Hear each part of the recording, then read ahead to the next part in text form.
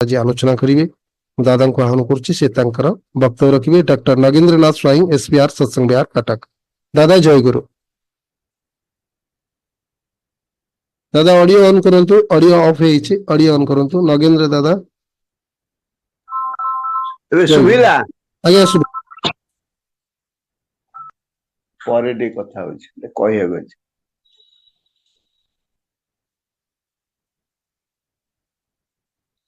परम प्रेम परम दयाल श्री श्री ठाकुर, परम आराध्या जगत जननी श्री श्री बड़मा, परम पूज्यपाद श्री श्री बड़दा, परम पूज्यपाद श्री श्री आचार्य देव सभी आत्म चरण मोर अनंत कोटि कोटि भूमिष्ठ प्रणाम। ठाकुर परिवार समस्त सदस्य श्री पाद पद्मे मोर कोटि कोटि नतजान प्रणाम। आज ये ओडिशा सत्संग भुवनेश्वर आनुकूल्य ये सत्संग धारावाहिक भाव में चली आज ताहा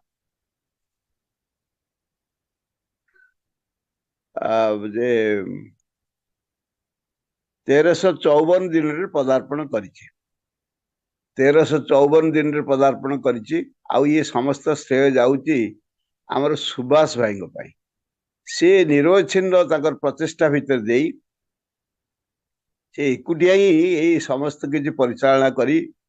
एते सुंदर भाव रे बहु लोक को आप्यायन करुचंती, इष्ट भाव रे व्यवहार कर चलुचंती, इष्टंग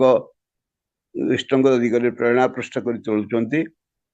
प्रथमे मु तांकर एवं तांकर परिवार समस्त मंगल पाई प्रभु पाखरे प्रार्थना रखुची। जीवन रो चलापथ तांकर कुसुमित हो, दीर्घायु चिरायु होंतु, आउर विभु प्रेम रे मतवार हेकरी समस्त को सही मधु से श्री ठाकुर जेपरि भाव रे चाहिथिले से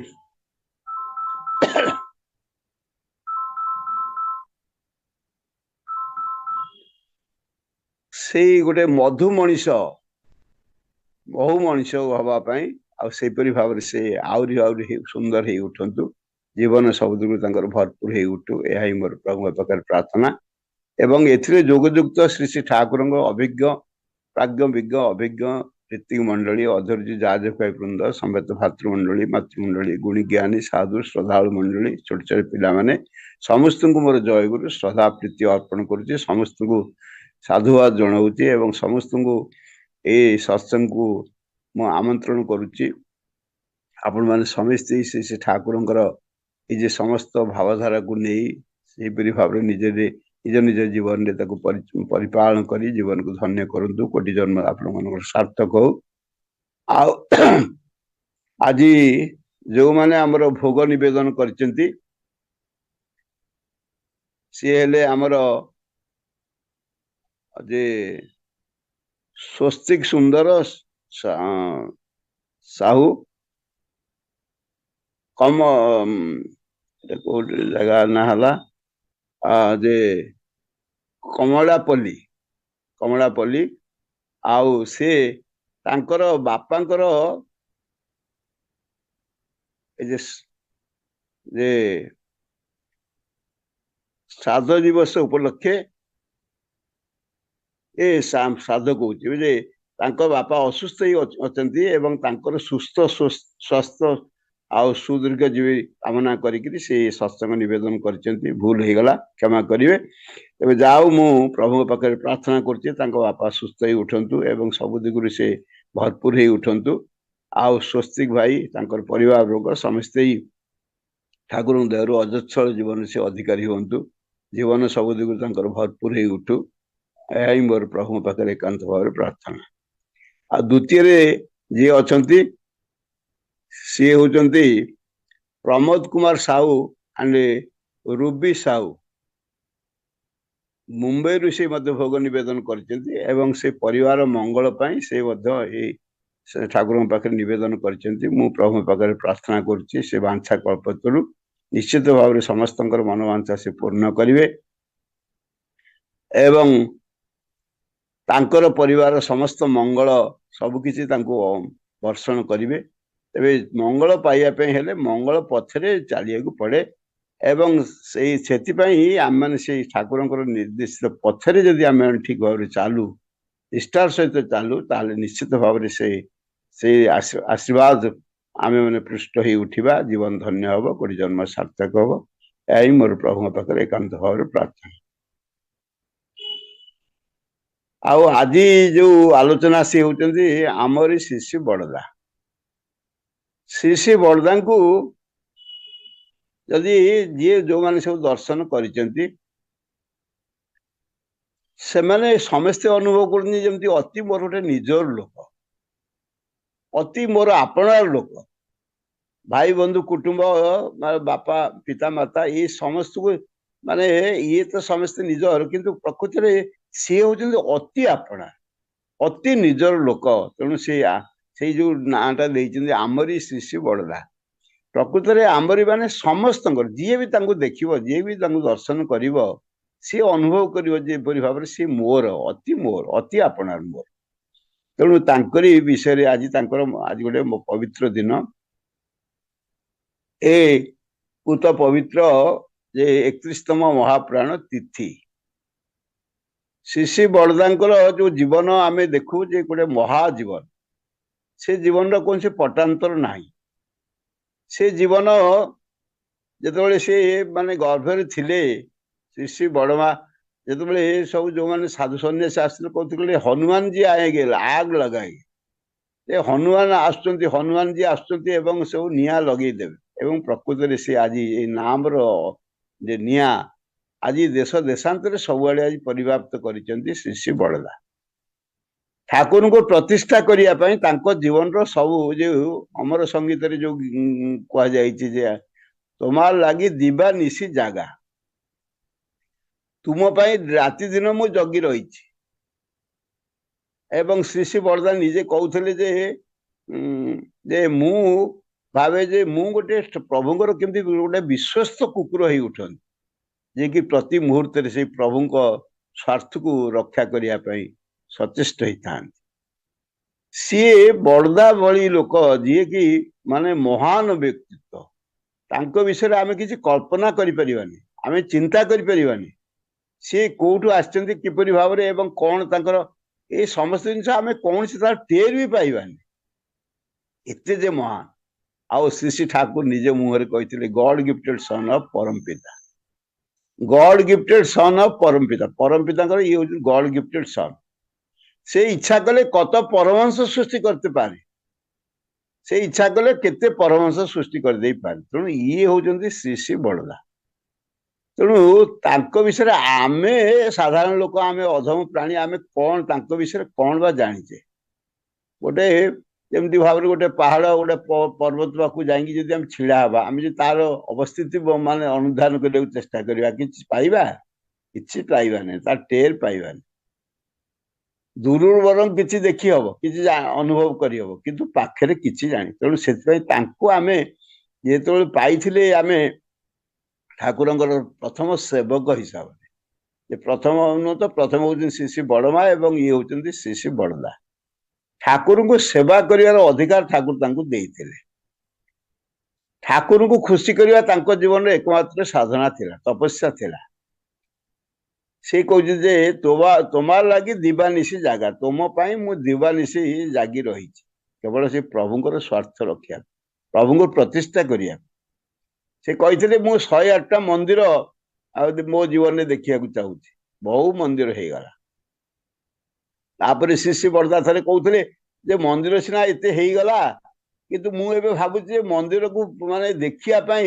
लाइट स्विच दवाई लोक किए मिले कि न मिले सन्देह आज मध्य सेटा ही आशंका सत्य होमर आज सतुपुड़ा केते आड़े मंदिर सब हो सत्संग विहार मंदिर केन्द्र तो कौन कौ जगार न हो कथा नहीं ग्रामांचल आरंभ करी नगरांचल पर्यंत देश रु देशांतर सबुआड़े आज सत्संगर बाना एमती उड़ी बोलुची आउ श्री बड़दा तांकर यही पिला दिन रु से एपरी भाव रे इष्टनिष्ठ थिले ठाकुर को भल पाइबा ठाकुर को भल पाइबा पई थरे तांको गोटे कुकुर कामुड़ी देइथला एवं कुकुर जो कामुड़ी देला एकला आंकु माता मनमोहन देवी अति माने ये माने चिंताग्रस्त होई करथिले एवं संगे संगे ते मास्टर मासे हमर ब्रजगोपाल दत्तराय ଆଉ ତାଙ୍କୁ କହିଲେ ୟାକୁ ନେଇଯା କଲିକତା ନେଇଯା ଆଣ୍ଟି ରାବିକ ଭ୍ୟାକ୍ସିନ ନବ କୁକୁର କାମୁଡା ଇଞ୍ଜେକ୍ସନ। ଏବଂ ଶ୍ରୀ ବରଦା ଗଲେ ତାଙ୍କ ସାଙ୍ଗରେ ଗଲେ ଶିଆଳଦାରୁ ଓହ୍ଲେଇକି ସେ ପାଖକୁ ଯାଇକିରି ସେ କଲିକତା ସେ ବଡ଼ ମେଡିକାଲକୁ ଗଲେ ଏବଂ ଯାଇକିରି ସେଠି ଦେଖନ୍ତି ଯେ ଗୋଟେ ଡାକ୍ତର ବସିଛନ୍ତି ଏବଂ ଗୋଟେ ବଡ ଛୁଞ୍ଚି ଲମ୍ବା ଛୁଞ୍ଚି ଏବଂ ସେ ପେଟରେ ସେତେବେଳେ ଇଞ୍ଜେକ୍ସନ ଦିଆଯାଉଥିଲା ଏବଂ ସିଏ ବାହାର କରି ଛୁଞ୍ଚି ସବୁ ମାନେ ଇଏ କରୁଛନ୍ତି ଲୋଡ କରିବେ ଏବଂ ଇଞ୍ଜେକ୍ସନ ତାଙ୍କୁ ଦେବେ। ଇଏ ତାକୁ ଦେଖିକିରି କେତେ ଦିନ ରହିବାକୁ ପଡିବ ନା ଏଇଟା 21 ଦିନ ରହିବାକୁ ପଡିବ। ସେତେବେଳେ ଏବେ 14 ମାନେ ମଝିରେ ମଝିରେ ସବୁ ଦିଆଯାଉଛି ଗୋଟେ ଗୋଟେ ଦିନ ଗୋଟେ ଏକ ଦିନ ତୃତୀୟ ଦିନ ପଞ୍ଚମ ଦିନ ସପ୍ତମ ଏମିତି ଭାବ କିନ୍ତୁ ସେତେବେଳେ ମାନେ ସେ ଏକାଦିନ କ୍ରମେ ଲାଗେ ଲାଗେ ଦିଆ ହଉଥିଲା 14 ଦିନ ବା 21 ଦିନ ଏପରି ଭାବରେ ଦିଆ ହଉଥିଲା। ଆଉ ଏଠି ଠାକୁରଙ୍କୁ ମୁଁ ଦର୍ଶନ କରିବି ନା ଏଠି 21 ଦିନ ମୁଁ ରହିବି ଏଇ କଥା ଭାବିକିରି ସେ ପଛେଇ ପଛେଇ ପଛେଇ ପଛେଇ ଆସୁ ଆସୁ ଆସିକିରି ଏକାଥରେ ଚିର ଭଳିଆ ମାନେ ଚିଲ ଇଏ ଦୌଡ଼ି ଆସିଲେ ଏବଂ ଆସିକି ଶିଆଲଦା ଷ୍ଟେସନରେ ଗାଡି ଟ୍ରେନ ଧରିକିରି ହିମାୟତ ଚାଲି ଆସିଲେ। ଶ୍ରୀ ଠାକୁର କହିଲେ କିରେ ନା ଆଜ୍ଞା ସେ ତା ବହୁତ ଦିନ ସେ ପେଟରେ ଯୋଉ ଇଞ୍ଜେକ୍ସନ ସେ ଏତେ ବଡ ଛୁଞ୍ଚି ଆଉ ତାପରେ ସିଏ 21 ଦିନ କହୁଛନ୍ତି ସେଠି ରହିବାକୁ ପଡିବ ଆଉ ଆପଣଙ୍କୁ ଦେଖିପାରିବି ନାହିଁ ଏତେ 21 ଦିନ ରହିବି ମୁଁ ରହିପାରିବିନି ମୁଁ ପଳେଇ ଆସିଲି। ଆଉ ଠିକ କରିଛେ ମାତା ମନ୍ମୋହନ ଦେବୀ ବଡ ବିରକ୍ତ ହେଲେ ଠାକୁର କହିଲେ ତାର କିଛି ହବନି କିଛି ବି ହେଲାନି। ଏଇ ଯେ ପ୍ରଭୁଙ୍କ ପ୍ରତି ତାଙ୍କର ଯେ ଟିକେ ସମୟ ସେ ଯେ ଯେ ପ୍ରଭୁଙ୍କୁ ଛାଡିକି ସେ ରହିପାରୁନଥିଲେ ଏଇଟା ହଉଛି ତାର ନିଦର୍ଶନ। ଶ୍ରୀ ବରଦାଙ୍କର ଜୀବନ ଏପରି ଭାବରେ ଯେ ଠାକୁରଙ୍କୁ ପ୍ରତି ମୁହୂର୍ତ୍ତରେ ସେ ଯେମିତି ଠାକୁର ଠାକୁର ଠାକୁର ଠାକୁରମୟ ହେଇକି ରହିଥିଲେ। ତେଣୁ ସେଥିପାଇଁ ତାଙ୍କର ଯୋଉ ଜୀବନ ହଉଛି ଗୋଟେ ଏତେ ମହାନ ଜୀବନ ଏବଂ ପରବର୍ତ୍ତୀ ସମୟରେ ସେ ପିଲାଦିନରେ ଆପଣ ମାନେ ଜାଣିଛନ୍ତି ଯେ କିପରି ଭାବରେ 12 ବର୍ଷ ବୟସରେ ସେ ଭଜନ ଦୀକ୍ଷା ପ୍ରାପ୍ତ ହେଇଥିଲେ ଆଉ ଯେ 18-19 ବର୍ଷ ବୟସରେ ଭଜନ ଦୀକ୍ଷା ମଧ୍ୟ ଦବାର ସୁଯୋଗ ସେ ପାଇଥିଲେ। ସାଧନ ଦିଗ ଦେଇ ସେ ଖୁବ ଚରମରେ ସେ ପହଞ୍ଚିଥିଲେ। 5-7 ବର୍ଷ ବୟସ ସେତେବେଳେ ଶ୍ରୀ ମାନେ ଠାକୁର ଆଶ୍ରମରେ ଖୋଜା ଚାଲିଛି ଶ୍ରୀ ବରଦାଙ୍କୁ କେହି ଖୋଜି ପାଉନାହାନ୍ତି ଏବଂ ଶ୍ରୀ ଠାକୁର ବାହାରିଲେ ଖୋଜିବା ପାଇଁ ଏବଂ ଯାଇକି ତାଙ୍କୁ ସେ ସିଢି ତଳେ ମାତୃମଣ୍ଡଳ ସିଢି ତଳେ ସେଇଠି ତାଙ୍କୁ ଦେଖିଲେ ବସିକିରି ଏକାଗ୍ର ମାନେ ମାନେ ମଗ୍ନ ହେଇକିରି ସେ ନାମ କରି ଚାଲିଛି। ଆଉ ସେ ନାମ ଭିତରେ ଦେଇକି ସବୁ କାଇ ଫାଇ ସବୁ ଚଢିଗଲେଣି ସବୁ ମୁଣ୍ଡ ଫୁଣ୍ଡ ସବୁ ମୁହଁ ଫୁହଁ ସବୁଆଡେ ଦେହ ଫେହ ସବୁଆଡେ ଆଉ ଠାକୁର ନିଜ ଗାମୁଛାରେ ତାକୁ ଝାଡି ଝୁଡିକି ଇଏ କରିକି ତାଙ୍କୁ ଉଠେଇକି ନେଇକି ଆସିଲେ। ଏପରି ଭାବରେ ନାମର ତନ୍ମୟ ଯେ ଏତେ ଭାବରେ ସାଧକ ଏପରି ଭାବରେ ସାଧକ ଦୁନିଆରେ ଆଉ କେହି ଆମେ କେବେ ଦେଖିନେ। ବହୁତ ସାଧନା କରିଛନ୍ତି ବହୁତ ତପସ୍ୟା କରିଛନ୍ତି ବହୁତ ସାଧକ ଅଛନ୍ତି କିନ୍ତୁ ଶ୍ରୀ ବରଦାଙ୍କ ଭଳି ସେ ଭକ୍ତ ଯେପରି ଭାବରେ ସାଧକ ସେଇପରି ଭାବରେ ସଂଗଠକ ସେଇପରି ଭାବରେ ଆଉ ପ୍ରେମ ମଧ୍ୟ ସେଇପରି ଭାବରେ ସବୁ ଦିଗରୁ ତାଙ୍କର ଥରେ ଯାଉଛନ୍ତି ଠାକୁର ବାଙ୍ଗଳା ଯାଉଛନ୍ତି ଚାଲି ଚାଲି ସେତେବେଳେ ଯାଆନ୍ତି ଆମେମାନେ ମଧ୍ୟ ତାଙ୍କ ପଛରେ ଆଉ ସିଏ ଚାଲନ୍ତି ଆମେ ଦୌଡୁ କାହିଁକି ନା ସେ ତାଙ୍କ ଚାଲିବାଟା ଏପରି ଭାବ ଗୋଟେ ପୋକଟେ କି ତେଲୁଣି ପୋକ କି କଣ ଗୋଟେ ଏମିତି ଭାବରେ ସେ ରାସ୍ତାଟା ପାରି ହଉଥିଲା ବରଦା ରହିଗଲେ ସମସ୍ତେ କହିଲେ ଆଜ୍ଞା କଣ ନା ଏଇ ପୋକଟା ଏଇ ଯୋଉ ପୋକଟା ଯେ ରାସ୍ତା ପାରି ହଉଛି ଆଉ ତାକୁ ତମେ ସିନା ମାନେ ମୁଁ ସିନା ଡେଇଁକି ଚାଲିଯିବି ତମେ ଚଢିଯିବ ତାପରେ ତା ଜୀବନ ଚାଲିଯିବ। ତାକୁ କାହାକୁ ଜଣେ କହିଲେ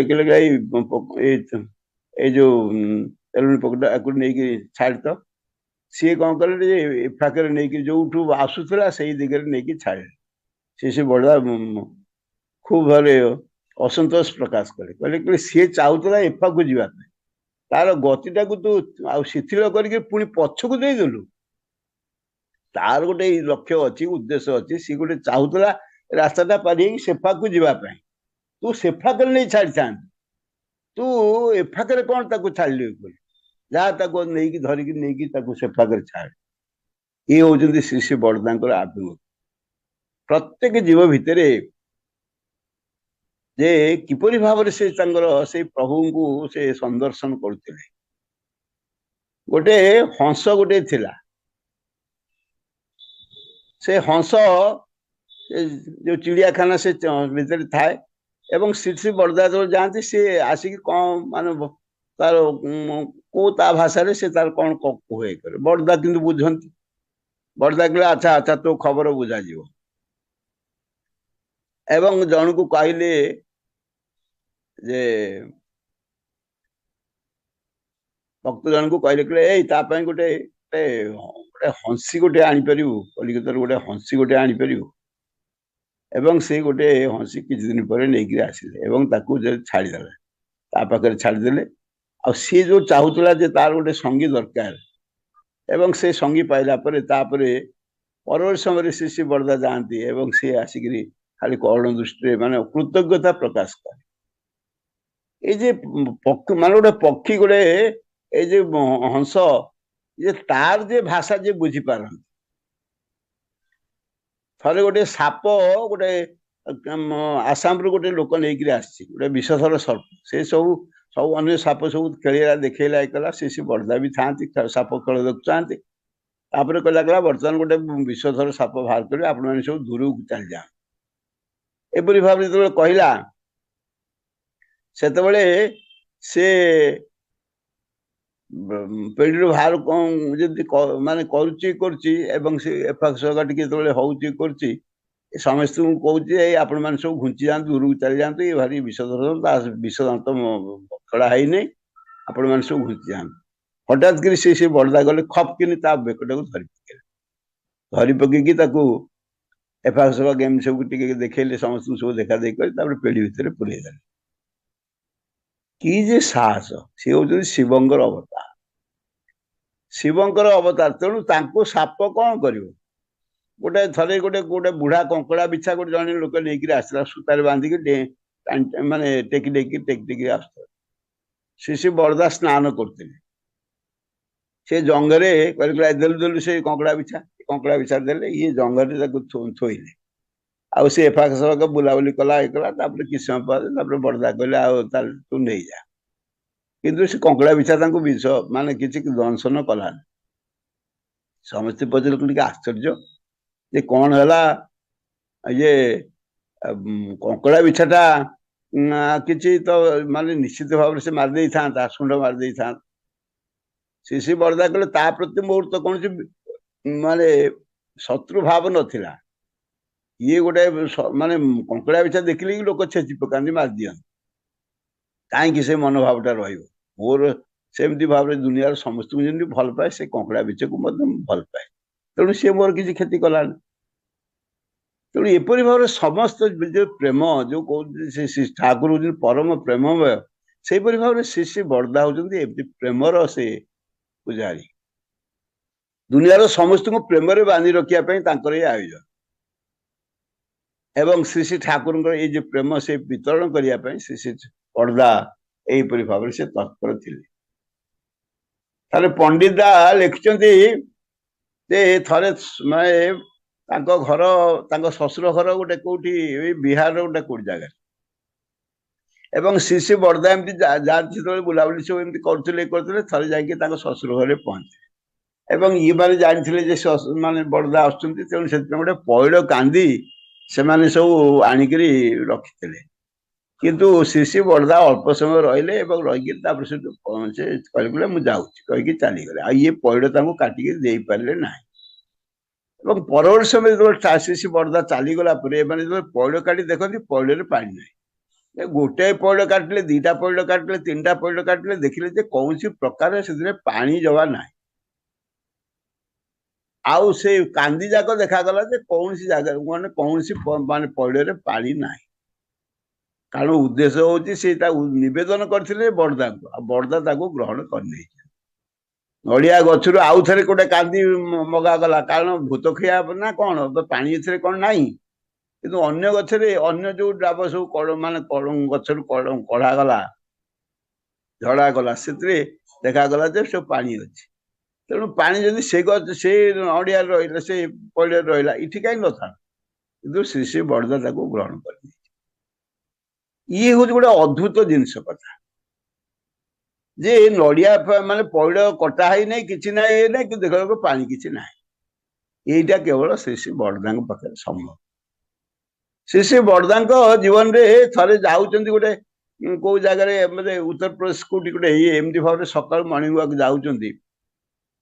ଯାଉ ଯାଉ ଦେଖିଲା ବେଳକୁ ମାନେ 2-4 ଜଣ ତାଙ୍କ ପଛରେ ସବୁ ଥିଲେ କରିଥିଲେ, ଦେଖିଲା ବେଳକୁ ଶହ ଶହ ଲୋକ ତାଙ୍କ ପଛରେ ଯେମିତି ଗୋଟେ ମାନେ ଇଏ ଧର୍ମଘଟ ଭଳିଆ ଯେମିତି କରେଇକିରି ଯେମିତି ସବୁ ଲୋକମାନେ ସବୁ ଚାହାନ୍ତି, ଶହ ଶହ ଲୋକ ରାଲି, ସେ ରାଲି ଏମିତି ଭାବରେ ଲୋକ ସବୁ ତା ପଛରେ ସମସ୍ତେ ତାକୁ ପଚାରୁଛି ତାକୁ ପଚାରୁଛି ଏଠି କାହିଁ ଯାଉଛ ନା କିଏ ଜାଣି, ଲୋକ ଯାଉଛନ୍ତି ଆମେ ଯାଉ। କାରଣ ତାଙ୍କର ବ୍ୟକ୍ତିତ୍ୱ ହଉଛି ଏପରି ଭାବ, ତାଙ୍କର ପର୍ସନାଲିଟି ଏମିତି ଇଷ୍ଟ ଚେତନ ବ୍ୟକ୍ତିତ୍ୱଟା ମନ୍ତ୍ର ଚେତନ ମନ, ଇଷ୍ଟଭୂତିରେ ଦୀକ୍ଷା ଚେତନ ସେବାଇ ଚେତନ ଧନ। ଇଷ୍ଟ ଚେତନ ବ୍ୟକ୍ତିତ୍ୱଟା ଇଷ୍ଟଙ୍କ ଭାବରେ ବିଭୋର ହେଇ ରହିଛନ୍ତି। ଶ୍ରୀ ଶ୍ରୀ ବଡ଼ଦାଙ୍କୁ ଥରେ ଜଣେ କହିଲେ ଯେ ତାଙ୍କରି ପରିବାର ଜଣେ ଲୋକ, ସେ କହିଲେ ଆଜ୍ଞା ସେତେବେଳେ ତ ଠାକୁର ଥିଲେ, ସେ ତାଙ୍କୁ ଯଦି କଷ୍ଟ ହଉଥିବ କରିଥିବ ପ୍ରଣାମ କରିବା ପାଇଁ, ତେଣୁ ସେଥିପାଇଁ ପ୍ରାର୍ଥନା ଛୋଟ କରିଥିଲେ, କିନ୍ତୁ ବର୍ତ୍ତମାନ ତ ଠାକୁର ନାହାନ୍ତି, ଆଉ ପ୍ରାର୍ଥନାଟା ଲମ୍ବା କଲେ କେମିତି ହୁଅନ୍ତା। ଆଉ ଶ୍ରୀ ଶ୍ରୀ ବଡ଼ଦା ଗର୍ଜି ଉଠିଲେ, କହିଲେ କିଏ କହିଲା ଠାକୁର ନାହାନ୍ତି?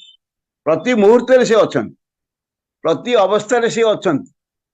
ଏବଂ ମୁଁ ତାଙ୍କୁ ସବୁବେଳେ ଅନୁଭବ କରୁଛି, ଦେଖୁଛି ଯେ କିପରି ଭାବରେ ସେ ଯେ ପ୍ରତି ମୁହୂର୍ତ୍ତରେ ସେ ମତେ ମୁଁ ଯାହା ଥରେ ଡକ୍ଟର ଆମର ଯେ ରେବତୀ ବିଶ୍ୱାସ ଡକ୍ଟରେଟ୍ କରିଥିଲେ ଆମେରିକାରେ ଯାଇକିରି PhD ଦି ଧର୍ମ ଦି ଅପହୋଲର ଅଫ ଏକ୍ଜିଷ୍ଟାନ୍ସ ଆଣ୍ଡ ଗ୍ରୋଥ, ସେ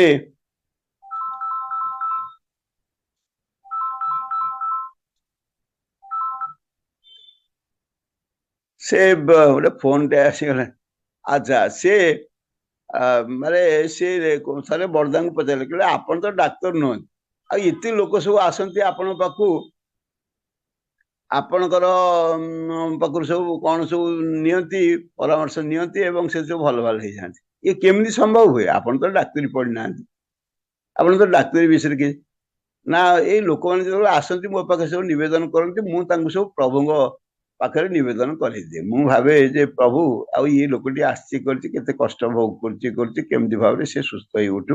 ଏଇ ପ୍ରାର୍ଥନା କରିବା ଭିତରେ ଠାକୁର ମତେ ଯାହା କୁହନ୍ତି ଯେପରି ଭାବରେ ଏଇଟା ଦେଇଦେ, ସେଇଟା ଦେଇଦେ, ସେଇଟା ସବୁ ଏପରି ଭାବରେ ସେ ମତେ ଦେଇ ଦିଅନ୍ତି, ଯାହା ଦିଅନ୍ତି ମୁଁ ସେଇଟା କହିଦିଏ, ଆଉ ସେଥିରେ ସବୁ ଲୋକ ଭଲ ହେଇଯାଆନ୍ତି। ପ୍ରତି ମୁହୂର୍ତ୍ତରେ ଠାକୁରଙ୍କୁ ସେ ଉପଲବ୍ଧି କରୁ। ଠାକୁର ଯେ ତାଙ୍କ ସହିତ ଏମିତି ଜୀବନ୍ତ ଭାବରେ ଏମିତି ଯେମିତି କଥାବାର୍ତ୍ତା, ଠାକୁର ଚାଲିଗଲେ ସେ ଭାବଟା କିନ୍ତୁ ବଡ଼ଦାଙ୍କ ପାଖରେ ନଥିଲା। ପ୍ରତି ମୁହୂର୍ତ୍ତରେ ଠାକୁରଙ୍କର ଏଇ ଯେ ସମସ୍ତ ସକାଳ ପ୍ରାର୍ଥନା, ନାମ ଜପ, ପୁଣି ଥରେ ଯିବା, ଆଉ ଥରେ ପାଣିପାଠ ବା ନାମ ଜପ କରିବା, ଏସବୁ ଜିନିଷ ଯେମିତି ଭାବରେ ଚାଲିଥିଲା ଜୀବନ ସାରା, ଯେତେ ଦିନ ସେ ଚାଲୁଥିଲେ, ଯିବା ଆସିବା କରିପାରୁଥିଲେ, ଏ ସବୁ ନିତ୍ୟ ନୂତନ ଭାବରେ ସେ କରିଥିଲେ, କୌଣସି ଟାୟାର୍ଡନେସ୍ କିଛି ଅନୁଭବ କରୁନି, ବା କୌଣସି ଗୋଟେ ବୋରିଂ ବୋଲି କିଛି ଜିନିଷ ତାଙ୍କ ପାଖରେ ନଥିଲା।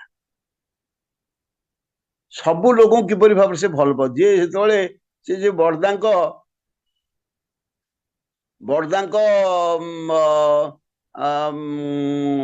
ଯୋଉମାନେ ସବୁ ଟିକେ ଟିକେ ତାଙ୍କ ସହିତ କିଏ ଯଦି କଥାବାର୍ତ୍ତା ହଉଥିଲା, ସିଏ ଧନ୍ୟ ବୋଲି ମନେ କରୁଥିଲା, ଆଜି ବଡ଼ଦା ମୋ ସାଙ୍ଗରେ କଥା ହେଲେ। ତେଣୁ ଏପରି ଭାବରେ ତାଙ୍କର ବ୍ୟକ୍ତିତ୍ୱ ହଉଛି ଏମିତି ଭାବ। ଆଉ ପ୍ରଥମ ଦର୍ଶନ ତାଙ୍କୁ ଦର୍ଶନ କରିଥିଲେ 1967 ମସିହା, ସେ ଠାକୁରଙ୍କୁ ଦର୍ଶନ କରିଥିଲି, ବଡମାଙ୍କୁ ଦର୍ଶନ କରିଥିଲି ଏବଂ ଶ୍ରୀ ବଡ଼ଦାଙ୍କୁ ଖଡେରେ ଘରେ ଦର୍ଶନ କରିଥିଲି। କି ଅପୂର୍ବ ବ୍ୟକ୍ତିତ୍ୱ, ଚାହାଣୀ ଏପରି ଭାବରେ ଯେ ସେ ଚାହାଣୀ ଭିତରେ ଦେଇକିରି ମୁଁ ଗୋଟେ ଆକର୍ଷଣ ମୁଁ ଅନୁଭବ କରିଥିଲି। ଆଉ ଶ୍ରୀ ବଡ଼ଦା ଥରେ ତାଙ୍କର ସାନ ଭାଇ ଯେ ପୂଜନୀୟ ଆମର କାଜଲ ଦା, ସେ ଗୋଟେ ଡନଲପ୍ ପାଖରେ ପଡିଥାଏ, 2ଟା ଡନଲପ୍, ଗୋଟେ ଛୋଟଦା ବସନ୍ତି, ଗୋଟେ କିନ୍ତୁ ମୁଁ ଛୋଟଦାଙ୍କୁ ଦେଖିନି, ସେ କାଜଲ ଦା ଆସି ବସନ୍ତି ଏବଂ ଶ୍ରୀ ବଡ଼ଦାଙ୍କ ପାଖରେ ଜଣେ ଆସି ନିବେଦନ କଲା ଗୋଟେ ନାମକରଣ ଦରକାର, ନାମକରଣ ଗୋଟେ ହବ ଗୋଟେ ପିଲାର, ଏବଂ ଶ୍ରୀ ବଡ଼ଦା କହିଲେ କଣ ନାଁ କହ, ସେଠୁ କହିଲା, ସେ 3 ପିଢିର ନାଁ, 3 ପୁରୁଷର ନାଁ କହିଲା ଏବଂ ଶ୍ରୀ ବଡ଼ଦା କାଜଲ ଦାଙ୍କୁ କହିଲେ ଏଇ ନାମକରଣଟା କଣ ହବ ଦେଖିଲୁ, ଏଠୁ ନାମକରଣ କରିକି ସେ ଗୋଟେ କଣ କହିଲେ ଏବଂ ସେ ନାମକରଣରେ କଣ ତ୍ରୁଟି ରହିଛି, କୋଉଠି ଭୁଲ ତ୍ରୁଟି ରହିଛି କରିଛି, ସେ କଥା ତାକୁ ସବୁ ଧରେଇ ଦେଇକିରି ପୁଣି ନିଜେ ନାମକରଣ କଲେ। ଏଇଟା ମୋର ନିଜ ଆଖିରେ ଆଗରେ ସବୁ ମୁଁ ଦେଖିଛି। ଯେ ଏଇ ଯେ ଠାକୁରଙ୍କୁ ଗାଡିରେ ବସିକି ନବା, ଗାଡି ନିଜେ ଡ୍ରାଇଭିଂ କରି ଆଣନ୍ତି, ଗାଡି ଏଇଠି ଖଡେର ଘର ଏବଂ ଯୋଉ ନାଟ ମଣ୍ଡପ ଯୋଉ ମଝିରେ ସେଇଠି ଗାଡି ରଖନ୍ତି। ଶ୍ରୀ ବଡମାଙ୍କୁ ଗୋଟେ ହୁଇଲ ଚେୟାରରେ ତାଙ୍କୁ ଧରିକିରି ଆସନ୍ତି, ଗାଡିରେ ବସାନ୍ତି ଏବଂ ଶ୍ରୀ ବଡ ଠାକୁରଙ୍କୁ ଗୋଟେ ପାଖରେ ଶ୍ରୀ ବଡଦା ଏବଂ ଗୋଟେ ପାଖରେ ବଙ୍କିମଦା ଏପରି ଭାବରେ ତାଙ୍କୁ ନେଇକିରି ଆସନ୍ତି ଏବଂ ଗାଡିରେ ବସାନ୍ତି, ତାପରେ ନିଜେ ବଡଦା ଡ୍ରାଇଭିଂ କରିକି ଯାଆନ୍ତି ମାଣିକପୁର ଆଡେ କିଛି ସମୟ ବାଦେ ଫେରି ଆସନ୍ତି। এই যে ସମସ୍ତ ଲୀଳା ମାଧୁର୍ଯ୍ୟ ମୁଁ ନିଜେ ସବୁ ଦେଖିଛି, ଦର୍ଶନ କରିଛି, ଗୋଟେ ଅପୂର୍ବ ସେ ଦୃଶ୍ୟ। ଆଉ ଶ୍ରୀ ଠାକୁର ଶ୍ରୀ ବଡମା ଏମିତି ବସିଥାନ୍ତି, ଯୁଗଳ ମୂର୍ତ୍ତି, ତାଙ୍କୁ ଦର୍ଶନ କରିବା ସୌଭାଗ୍ୟ ମଧ୍ୟ ମୋର ଜୀବନରେ ହେଇଛି। ଆଉ ଶ୍ରୀ ବଡଦା ତାଙ୍କ ପାଖରେ ସେବକ ଭାବରେ ଛିଡା ହେଇଥାନ୍ତି, ବିଭିନ୍ନ ଭାବରେ ଯେତେବେଳେ ଯାହା ସେ କୁହନ୍ତି ଠାକୁରଙ୍କ ପାଟିରୁ ଯାହା ବାହାରେ ସାଙ୍ଗେ ସାଙ୍ଗେ ତାକୁ କାର୍ଯ୍ୟକାରୀ କରିବା ପାଇଁ ସେପରି ଭାବରେ ସେ ଲାଗି। ଶ୍ରୀ ଠାକୁର ଚାହିଁଥିଲେ ଯେ କାଜଲଦାଙ୍କୁ ଟିକେ ମାନେ ପହଁରା ଶିଖେଇବା ପାଇଁ, ଏବଂ ସେଥିପାଇଁ ଶ୍ରୀ ବଡଦା ଗୋଟେ ସୁଇମିଂ ପୁଲ ସେଠି ତିଆରି କଲେ। ସେ 2-3 ବର୍ଷ ଲାଗିଲା ସେ ପୋଖରୀ ଖୋଳିବା ପାଇଁ, ଏବଂ ତାପରେ ସେଠୁ ପଦ୍ମାର ଜଳ ସବୁ ଆଣିକି ତାକୁ ପାଇପରେ ମଟର ଲଗେଇକି ପାଣି ଆଣି ଭର୍ତ୍ତି କରି, ଏବଂ ମେ 27 ତାରିଖରେ ସ୍ନାନ ଉତ୍ସବ, ଆଉ ସେଇଥିରେ ତା ମାନେ ସେ କାଜଲଦାଙ୍କୁ ପାଣି ପହଁରା ଶିଖଉଥାନ୍ତି, ଏବଂ ଶ୍ରୀ ଠାକୁର ଶ୍ରୀ ବଡମା ଯାଇକିରି ସେଠି ବସିଥାନ୍ତି। ଏବଂ କିଛି ସମୟ ପରେ ବଡଦା କହିଲେ আপনি ନାମିବେ କି, ମାନେ ଆପଣ ଓହ୍ଲେଇବେ କି ପାଣିକି ଆସିବେ କି? ଆଉ ଶ୍ରୀ ଠାକୁର ବଡମାଙ୍କୁ ପଚାରିଲେ, ବଡ କହୁଛି ମୁଁ କଣ ଯିବି, ନା ଯାଉନ, କିଛି ଅସୁବିଧା ନାହିଁ, ତମକୁ ସିଏ ଧରିକି ନେଇଯିବ, ଆଉ ବଙ୍କିମ ଗୋଟେ ପାଖରେ ଧରିବ, କରିବ, ତମେ ଯାଅ। ଏବଂ ଶ୍ରୀ ଠାକୁର ଗଲେ ସ୍ନାନ ଉତ୍ସବ, ସେଇଟା ହଉଛି ମେ 27 ତାରିଖ। ଆଉ ସେଇଟା 68 ମସିହା ବୋଧେ, କି ମୋର କଣ ମନେ ପଡୁନାହିଁ ଭଲ କି ଠିକ ଭାବରେ, ତେବେ ଯାହା ହଉ ସେଇଟା ପରବର୍ତ୍ତୀ ସମୟରେ 75 ମସିହାରେ ଶ୍ରୀ ଠାକୁର ଶ୍ରୀ ବଡଦା ତାର ଏଇ ଯୋଉ ସ୍ନାନ ଉତ୍ସବଟା ପରିପାଳନ କରିଥିଲେ। ଶ୍ରୀ ବଡଦା ଜାନୁଆରୀ 9 କୁ ଯୋଉ ବନ ମହୋତ୍ସବ ହେଇଥିଲା, ସେକୁ ସେଇ ବନ ମହୋତ୍ସବ ଭାବରେ ତାକୁ ପ୍ରତିଷ୍ଠା କଲେ, ଯୁଗଳ ମନ୍ଦିର ସେଠି କଲେ ମାଣିକପୁରରେ, ଏବଂ ବିଭିନ୍ନ ଭାବରେ ସବୁ କରିଛନ୍ତି। ଆଉ ମେ 27 ତାରିଖ ସ୍ନାନ ଉତ୍ସବ, ଏବଂ ତା ପୂର୍ବରୁ ଦୋଳ ଉତ୍ସବ ମଧ୍ୟ ସେ ଠାକୁର ଶ୍ରୀ ବଡଦା ତାକୁ ସବୁ ଠାକୁରଙ୍କର ଏଇ ଯୋଉ ଦୋଳ ଉତ୍ସବ ତାକୁ ମଧ୍ୟ ସେ ପରିପାଳନ କରିଛନ୍ତି। ସେପ୍ଟେମ୍ବର 2 ଦେଓଘର ଆଗମନ ଦିବସ, ତାକୁ ମଧ୍ୟ 1974 ମସିହାରେ ସେ ତାକୁ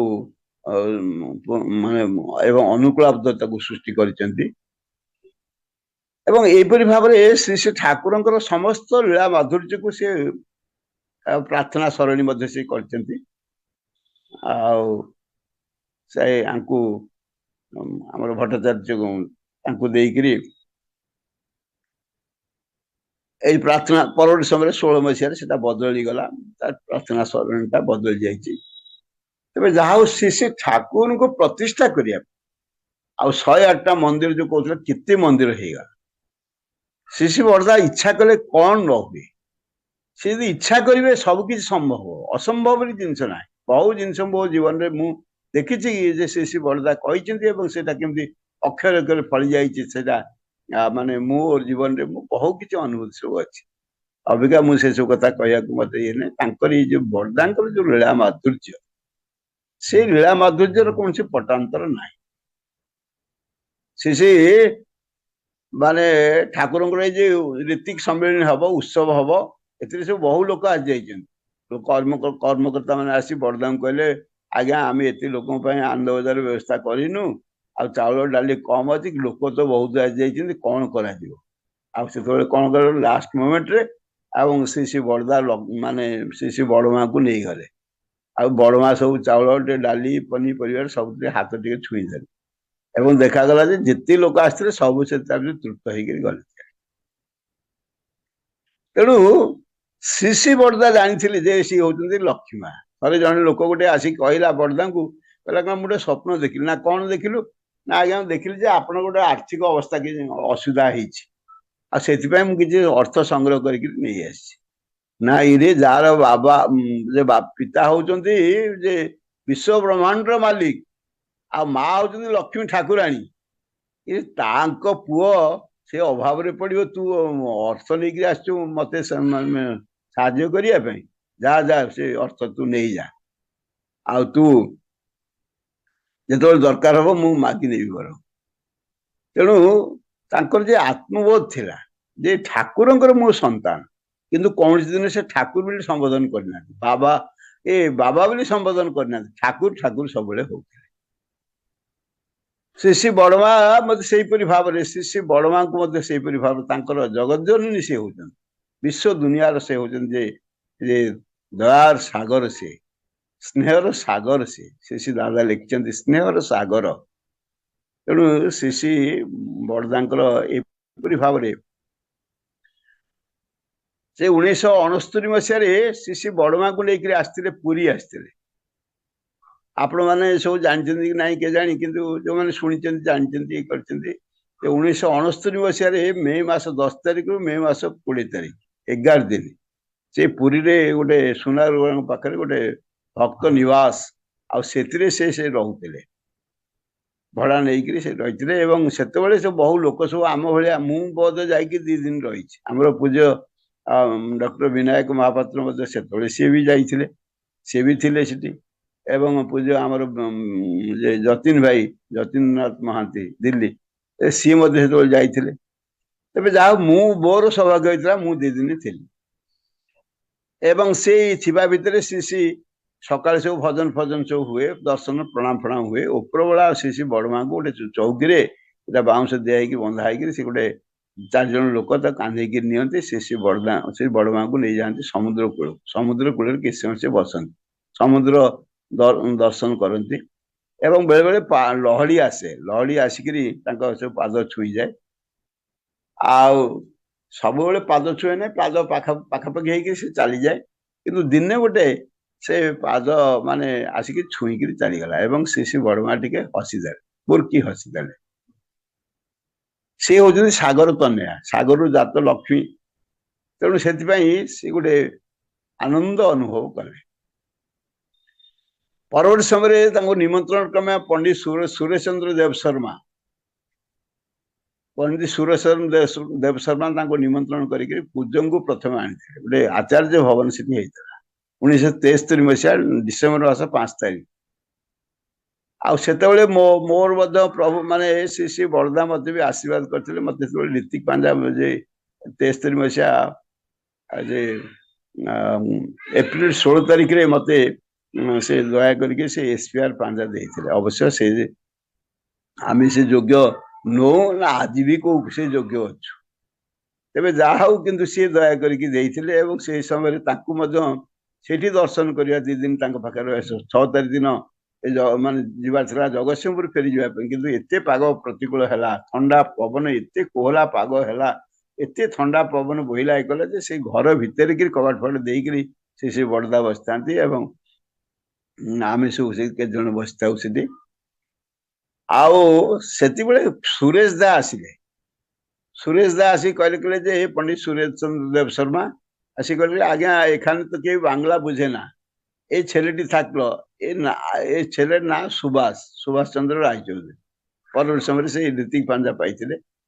ଏବଂ ସେ ତାଙ୍କୁ କହିଲେ ଯେ ଏଇ ବଙ୍ଗଳା ବୁଝିପାରିବ, ଆଉ ଆପଣଙ୍କର ସେ କେୟାର ଟେକର, ଆପଣଙ୍କ କେତେବେଳେ କଣ ଦରକାର ହବ, ମୁଁ ତ ସବୁବେଳେ ରହିପାରୁନି, ଆଡେ ସାଡେ ଯାଉଛି। ଆଉ ସିଏ ରହିଲା।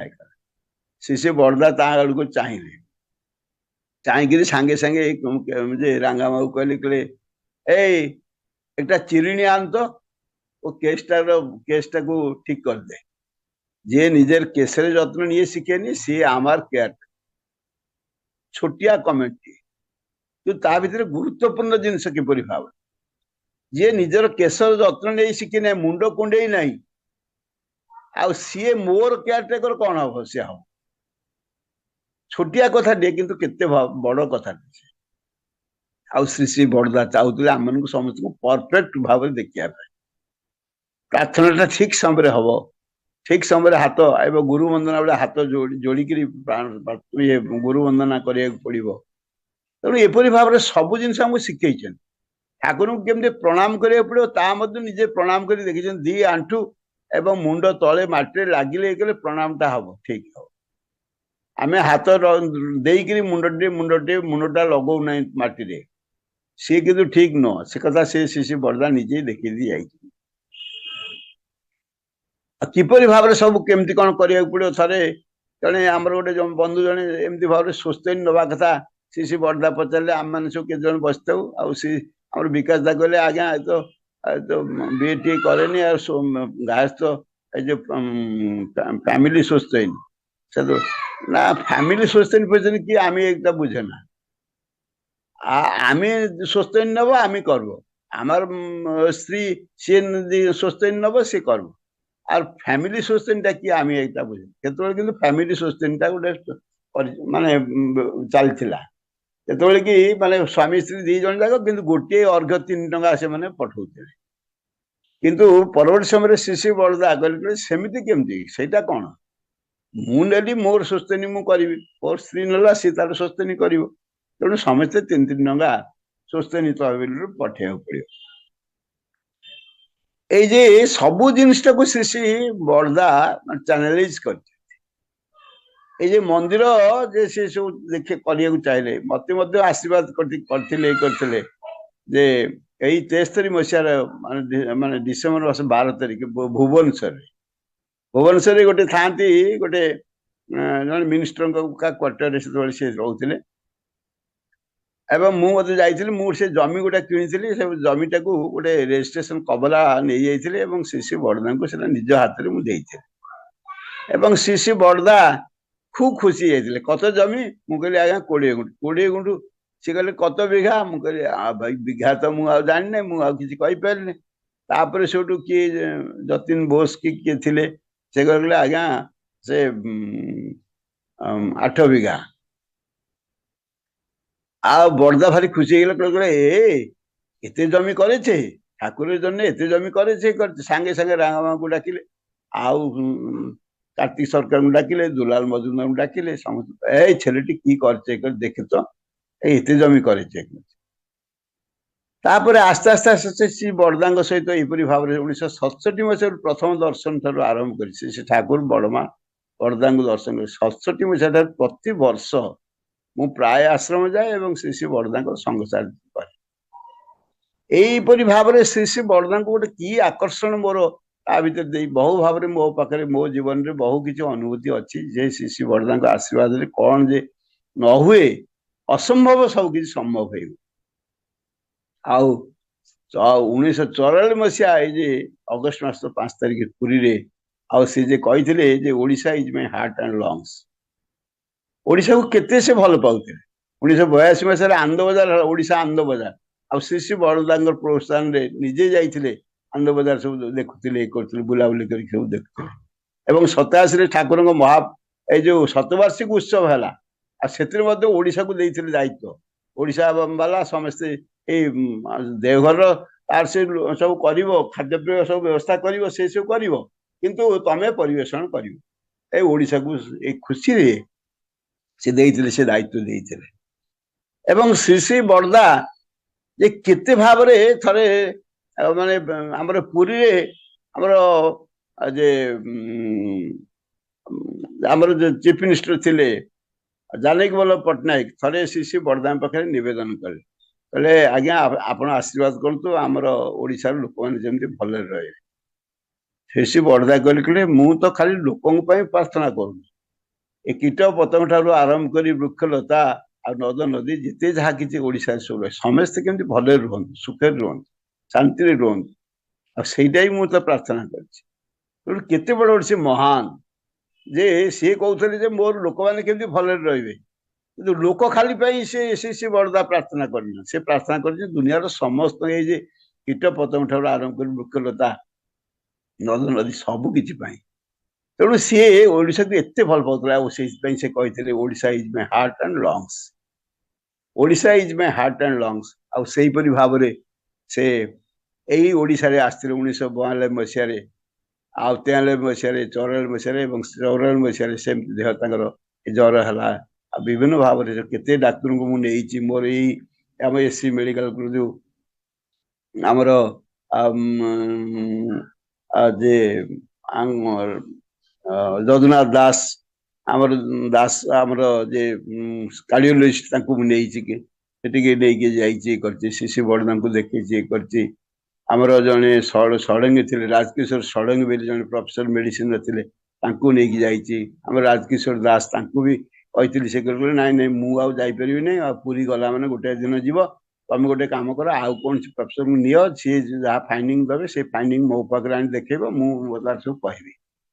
ତେଣୁ ଏପରି ଭାବରେ ବହୁ ପ୍ରକାର ଚେଷ୍ଟା ସତ୍ତ୍ୱେ ଆଉ ସେ ତ ଇଚ୍ଛାମୟ, ଆଉ ସେ ସେଇପରି ଭାବରେ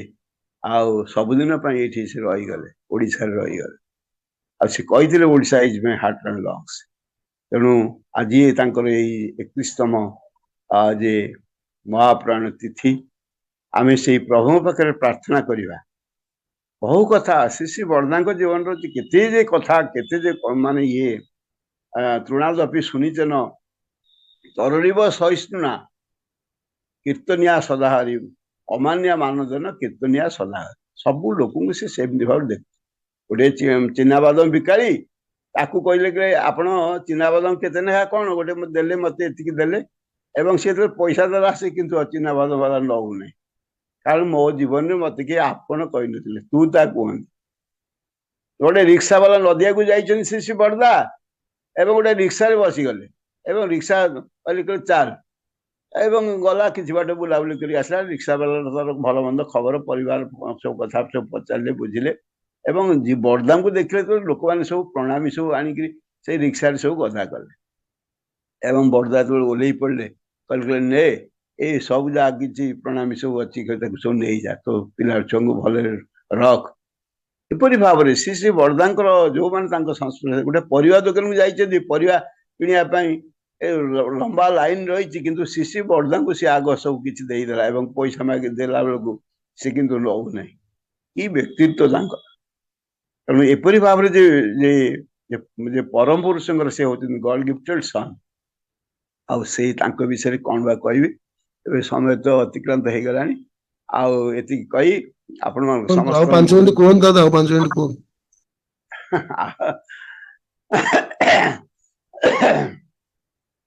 ଶ୍ରୀ ବରଦା ଯେତେବେଳେ ପ୍ରଥମେ ମୁଁ ତାଙ୍କର ପିଲାଦିନର କଥା ଗୋଟେ କହୁଛି କରୁଛି, ଯେ ସିଏ 1923 ମସିହାରେ ତପୋବନ ବିଦ୍ୟାଳୟ ସୃଷ୍ଟି ହେଇଥିଲା। ଏଇ ତପୋବନ ବିଦ୍ୟାଳୟ ଯେତେବେଳେ ସୃଷ୍ଟି ହେଲା, ଆଉ ସେତେବେଳେ ଶ୍ରୀ ଠାକୁର କହିଲେ ଯେ 3 ବର୍ଷରେ ମାଟ୍ରିକ ପାସ୍ କରିବାକୁ, ଏବଂ ପ୍ରଥମ ଛାତ୍ର ଭାବରେ ଶ୍ରୀ ଠାକୁରଙ୍କ 2 ପୁତ୍ର ଶ୍ରୀ ବରଦା ଏବଂ ପୂଜ୍ୟପାଦ ଆମର ଯେ ଛୋଟଦା, ବିରାଜ କୃଷ୍ଣ ଭଟ୍ଟାଚାର୍ଯ୍ୟଙ୍କର 2 ପୁତ୍ର, ଏବଂ ସତୀଶ ଚନ୍ଦ୍ର ଗୋସ୍ୱାମୀଙ୍କର ଗୋଟିଏ, ଏମିତି 5 ଜଣ ପ୍ରଥମ ସେ ସ୍କୁଲରେ ପାଠ ପଢିଲେ ତପୋବନ ବିଦ୍ୟାଳୟ। ଆଉ ଶ୍ରୀ ବରଦା ତାଙ୍କର ଲିଡର ଥିଲେ। ଆଉ ସେତେବେଳେ ସବୁ ସେମାନେ ସବୁ ରୋଷେଇବାସ କରିକି ସେ ଖାଉଥିଲେ, ଦିନ ସାରା ମାନେ କ୍ଲାସ ସେଠି ସେ ମାଷ୍ଟର ରହୁଥିଲେ, ମାଷ୍ଟର ଖାଆନ୍ତି ଏବଂ ପିଲାମାନେ ଖାଆନ୍ତି, ଏବଂ ସବୁ ହାଣ୍ଡି ଡେକ୍ଚି କଡେଇ ସବୁ ସେଇ ଗଛ ଡାଳରେ ସବୁ ଟାଙ୍ଗି ଦିଅନ୍ତି। ଏପରି ଭାବରେ ଚାଲିଲା କିଛି ଦିନ। ତାପରେ ଦେଖାଗଲା ଯେ ଏଥିରେ ଖୁସି ହେଇକିରି ଆଉ ସେଠିକାର ଏଇ ଯୋଉ ମାନେ ବସନ୍ତ କୁମାର ସାହା ଚୌଧୁରୀ ଓ ରାଧାରମଣ ସାହା ଚୌଧୁରୀ ବୋଲି ଜଣେ ଆଶ୍ରମ ସଂଲଗ୍ନ 5 ବିଘା ଜମି ସେ ଦାନ କରିଥିଲେ। ଏଥିରେ ତପୋବନ ବିଦ୍ୟାଳୟ ସୃଷ୍ଟି ହେଇ ଚାଲିଲା, ଏବଂ ତପୋବନ ବିଦ୍ୟାଳୟରେ ସବୁ ପ୍ରଥମ ଶିକ୍ଷକ ଯିଏ ଥିଲେ ସିଏ ହଉଛନ୍ତି ହରିଭୂଷଣ ଦାସ ସାମନ୍ତ, ପ୍ରଥମ ଶିକ୍ଷକ ଥିଲେ। ଏବଂ ପରବର୍ତ୍ତୀ ସମୟରେ ଆସ୍ତେ ଆସ୍ତେ ପିଲା ମଧ୍ୟ ସଂଖ୍ୟା ବଢିଲେ, ଏବଂ ତା ଭିତରେ ଦେଇକରି ଅନ୍ୟମାନେ ମଧ୍ୟ ବହୁ ଶିକ୍ଷକ ସହିତ ଯୋଗଦାନ କରିଥିଲେ, ଯେମିତି ଭାବରେ ସତୀଶ ଚନ୍ଦ୍ର ଜୁଆର ସତୀଶ କହୁଛି ଏଇ ଯୋଉ ଯେ 55 ସରକାର ଯେମିତି, ଆଉ ଆମର ଦତ୍ତରାୟ, ବ୍ରଜଗୋପାଳ ଦତ୍ତରାୟ, ଆଉ ସବୁ ଅନ୍ୟମାନେ ସବୁ ଏପରି ଭାବରେ ବହୁ ଶିକ୍ଷକ ସବୁ ଆସ୍ତେ ଆସ୍ତେ ଯୋଗଦାନ କଲେ। ଏବଂ ସେଥିରେ ଜଣେ ଗୋଟେ ପଣ୍ଡିତ ଥିଲେ, ସେ ପଣ୍ଡିତଙ୍କର ଗୋଟେ ପୁତୁରା ମଧ୍ୟ ସେଠି ପଢୁଥିଲା। ଆଉ ସେ ପଣ୍ଡିତ ବହୁତ ମାରଧର କରନ୍ତି, ତାଙ୍କ ପୁତୁରା ଭାରି ଉତ୍କ୍ଷିପ୍ତ ହେଇଥିଲା, ଏବଂ ଦିନେ କଣ କରିଛି ସେ ପୁତୁରା ଏଇ ଯୋଉ ପଣ୍ଡିତଙ୍କର ସାଇକେଲ ନେଇକି ଗୋଟେ ପୋଖରୀରେ ଫୋପାଡ଼ି ଦେଲା, ପୋଖରୀରେ ବୁଡେଇ ଦେଲା, ତ କୋଉଠି ପୋଖରୀରେ ପକେଇଦେଲା, ସେ ବୁଡିଗଲା ତଳକୁ। ଆଉ ସିଏ ଆସିକିରି ସେ ଠାକୁରଙ୍କ ପାଖରେ ନାଲିଶ କଲେ। नालिश करिवारु अरे बड़ खोका मो साइकिल नहीं जाइए बड़दा को श्री ठाकुर डाकिले कहले तू ना ना मु नहीं ठाकुर किंतु बहुत माड़ मारे प्रति कथार लोक मैंने सब आसिक बड़दा को माने सब एमती भाव माड़ खुआती आउ श्री ठाकुर कहते जे जेहेतु सी मोर पुओ सी से माड़ फड़ खाऊ कारण लोक मैंने सह्य कर पारना एवं परवर्त समय देखागला से पुतरा कहला जे मुझे नहीं साइकिल को पोखर में बुड़ी देव पोखर साइकिल अणागला से एपरी भाव गला केते घटना थे केशदा पचारे कहले बड़ खोका आज कौन रोषे ना आज भात आ शाग पावना कथा कहूँ ना ये सांगे सांगे पनीपरिया किसी ना ये गोटे लोक को पनीपरिया किसी किणिक पठेले सी नहीं बड़ माँ पाखे थोई दे चली आस कहला नहीं जे यहाँ माने ठाकुर भोग यहाँ मुझे कहला बड़ माँ बोलते किसी छुईले तापर दिन जो पुणी पचारे केशदा आज कौन होता ना से भात शाग तरकारी होता ना कौन है पनीपरिया सब नहीं कौन कला तापर से बुझाबुझी कर बड़ माँ कहले सी आनीदेला सत तो कहला नहीं ठाकुर भोग लगे बोली तेणु क्या परिवा कौन किए आनी कौ कथा मुझे कहीं कौन छुईया जी तेणु ये हूँ आत्म अभिमान आत्मबोध से होती जे श्री श्री बड़मा तेणु एपरी भाव में बहु कथा श्री श्री बड़दा जीवन रे आउ थे गोटे बस गोटे घर टे ओस्त गछ तले गोटे छोट घर टे श्री श्री दादा कर श्री श्री बड़दा से बसते जाजन सब होता लोक मैंने सब आसते करते गोटे कैलेंडर टंगा जाता आउ गोपाल विश्वास थे कहते कहले कहले एमती कैलेंडर टंगा कैलेंडर मास शेष हो गला कि कैलेंडर बदला है माने पेज टा बदल ना एपरी भाव जो से तापर दिने माने गोपाल आखि पड़ा से बदल से दिन से बड़दा देखिले किए आज बदलला ये कैलेंडर ना मु पहलू बड़दा कहते मु पहलू लक्ष्य करुँचा तमें केते सचेतन तमें सचेतन के मास शेष है कैलेंडर टा बदला हम से तुम कर दिन ठार लक्ष्य करी जाओ आज तुम शुभ दृष्टि है जहाँफल कि तुम आज कैलेंडर टाक बदल सब आड़ को नजर थाए सब आड़ को नजर केते भाव से आम मान को समस्त को सचेतन करने चाहती यही भाव में कहली 73 मसीह से जो सुभाष से मुंड बाल कुंडे जाने सी मोर केयरटेकर हम सब जिन को परफेक्ट करने से ठाकुर से बड़दा चाहती आम केमती परफेक्ट हो उठा ठाकुर काम नाम ध्यान जमी भाव में करवा ध्यान धारणा जमी करवा ठाकुर कर्मयज्ञ सेमती करवा ठाकुर सेवा सेमती लोक दबा सबु दिगरु आम केमती परफेक्ट हो उठा से परफेक्शन आम से परफेक्ट माने जे श्री श्री दादा थे ठाकुर को पचारे कहले आपनी यदि एकाकी थकेन कि करें ना आम परफेक्शन कथा चिंता कर सी हूँ परफेक्शन चरम आ सी भर पुणी से कहते परफेक्शन कथा मुझे चिंता कर तेणु सी चाहती दुनिया समस्ते आम चाहिए शुद्ध आत्मा एमती पुण्यपत्र श्री ठाकुर प्रथम गिरी कहते तेणु आम शुद्ध पुत्र केमती उठा आज श्री श्री आचार्य देव से चाहिए आमको ये डीपीवार्स भीतर देखिए आमको सेमती भाव में गोटे कर्म यज्ञ भीतर निजको आमको बुड़े रखापी आम मैंने समस्ते जब चाहिए आम जब ठाकुर को भल पाइबा आचार्य देव को भल पाइबा मुहर हस फुटिया को चाहिए कर्म यज्ञ निजक व्यापृत रखा आज शुभ दिन में श्री श्री बड़दा 31तम जन्म तिथि ये महाप्राण तिथि दिवस उपलक्षे आम प्रभु पाखे प्रार्थना करवा प्रभु आमको से शक्ति दिंतु श्री श्री बड़दा आमको दया करूँ आपण तो प्रति मुहूर्त आमको से दया कर चलते आज करूँ जहाँफल कि आम ठाकुर हवा शोणा हवा सब दिगुर उठा ये जीवन सार्थक हम कोटि जन्म सार्थक हम जय गुरु भाई जय गुरु आज्ञा बहुत बहुत धन्यवाद डॉक्टर नागेंद्र नाथ स्वाई SPR सत्संग विहार कटक ଏତେ ସୁନ୍ଦର ଭାବରେ ଆଜିର ଯାହା ଆଲୋଚ୍ୟ ବିଷୟ ଥିଲା ଆମରି ଶ୍ରୀ ଶ୍ରୀ ବଡ଼ଦା ଆଜି ତାଙ୍କରି 31ତମ ତିରୋଧାନ ତିଥି ଉପଲକ୍ଷେ ସ୍ୱତନ୍ତ୍ର ବିଷୟବସ୍ତୁ ଯାହାକି ଅନୁଭୂତିର କଥା ବଖାଣିଲେ ଜୀବନରେ ପ୍ରଭୁଙ୍କୁ ଦର୍ଶନ କରିଛନ୍ତି ବଡ ମାଙ୍କୁ ଦର୍ଶନ କରିଛନ୍ତି ବଡଦାଙ୍କୁ ଦର୍ଶନ କରିଛନ୍ତି